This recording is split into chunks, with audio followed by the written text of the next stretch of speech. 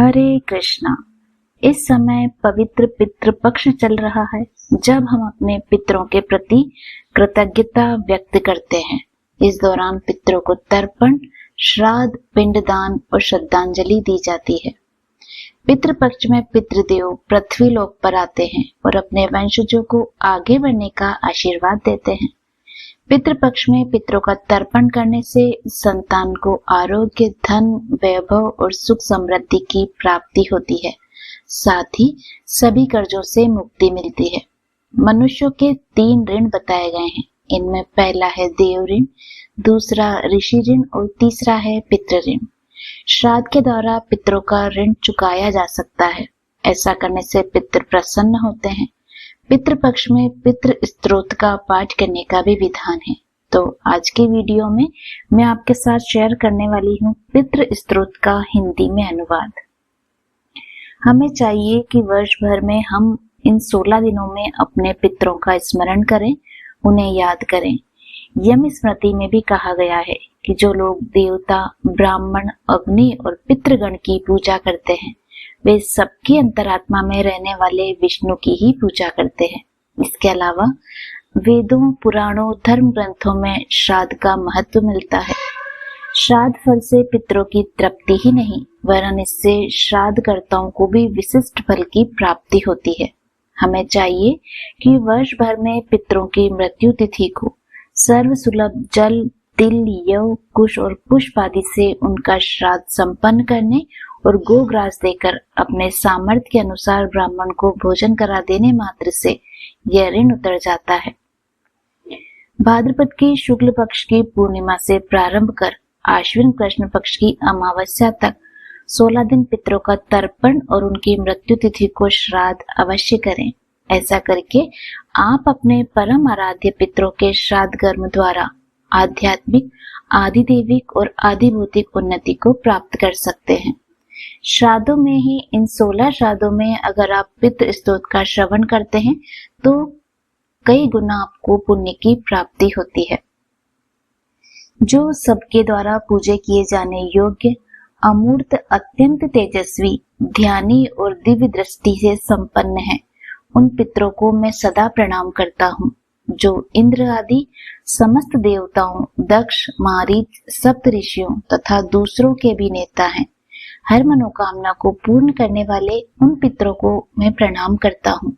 जो मनु आदि राजऋषियों, मुनीश्वरों तथा सूर्य देव तथा चंद्र देव के भी नायक है, उन समस्त पितरों को मैं जल और समुद्र में भी प्रणाम करता हूँ। नक्षत्रों, ग्रहों, अग्नि, वायु, आकाश और द्युलोक तथा पृथ्वी लोक के भी जो नेता हैं, उन पितरों को मैं हाथ जोड़कर प्रणाम करता हूँ। उनका आशीर्वाद सदैव मुझ पर बना रहे। जो देव ऋषियों के जन्मदाता, समस्त लोगों द्वारा वंदित तथा सदा अक्षय फल को देने वाले हैं, उन पितरों को मैं हाथ जोड़कर प्रणाम करता हूँ। प्रजापति, सोम, कश्यप, वरुण और योगेश्वरों के रूप में स्थित पितरों को सदा हाथ जोड़कर प्रणाम करता हूँ। 7 लोकों में स्थित 7 पितृगणों को प्रणाम है। योग दृष्टि संपन्न स्वयंभू जगत पिता ब्रह्मा जी को मैं प्रणाम करता हूँ। आपका आशीर्वाद सदा मुझ पर बना रहे। चंद्रदेव के आधार पर प्रतिष्ठित योग मूर्तिधारी पितृगणों को मैं प्रणाम करता हूँ। साथ ही संपूर्ण जगत के पिता सोम को नमस्कार करता हूँ। उनका आशीर्वाद सदा मुझ पर बना रहे। अग्नि स्वरूप अन्य पितरों को मैं प्रणाम करता हूँ, क्योंकि श्री पितर जी यह संपूर्ण जगत अग्नि और सोममय है। उनका आशीर्वाद सदा बना रहे। जो पितर तेज में स्थित है, जो ये चंद्रमा, सूर्य और अग्नि के रूप में दृष्टिगोचर होते हैं तथा जो जगत स्वरूप एवं ब्रह्म स्वरूप है, उन संपूर्ण योगी पितरों को मैं एकाग्रचित होकर बारंबार प्रणाम करता हूँ। वे सदा भोजी पितर मुझ पर प्रसन्न हो। उनका आशीर्वाद सदा मुझ पर बना रहे। अब आप जानिए पितृ स्तोत्र पढ़ने के क्या क्या फायदे हैं। जिस भी परिवार में पितृ स्तोत्र का पाठ नियम पूर्वक किया जाता है, उस घर के सभी सदस्य प्रसन्न और स्वस्थ रहते हैं। जो भी नियमित इसका स्त्रोत का पाठ श्रवण करता है उसे नौकरी और व्यापार में तरक्की मिलती है, साथ ही उसका यश बढ़ता है।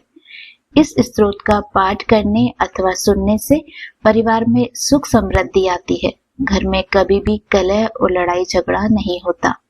यह स्त्रोत बहुत ही लाभकारी है। इस कारण जिन लोगों की कुंडली में पितृ दोष होता है उन्हें इस स्त्रोत का पाठ निश्चित रूप से करना अथवा सुनना चाहिए। यदि किसी व्यक्ति को स्वर्ग में बार बार पितृ दिखते हैं तो उन्हें पितृ स्त्रोत का श्रवण अवश्य करना चाहिए, इससे लाभ अवश्य मिलता है। उम्मीद करती हूँ आपको आज की वीडियो भी पसंद आई होगी। इसी तरह की हिंदू धर्म से जुड़ी हुई जानकारियां या कहानियां सुनने के लिए प्लीज आप हमारे चैनल से जुड़े रहिए और नए हैं तो इसे सब्सक्राइब अवश्य कीजिए। मिलते हैं आपसे अगले वीडियो में। तब तक आप सभी स्वस्थ रहें, खुश रहें। धन्यवाद।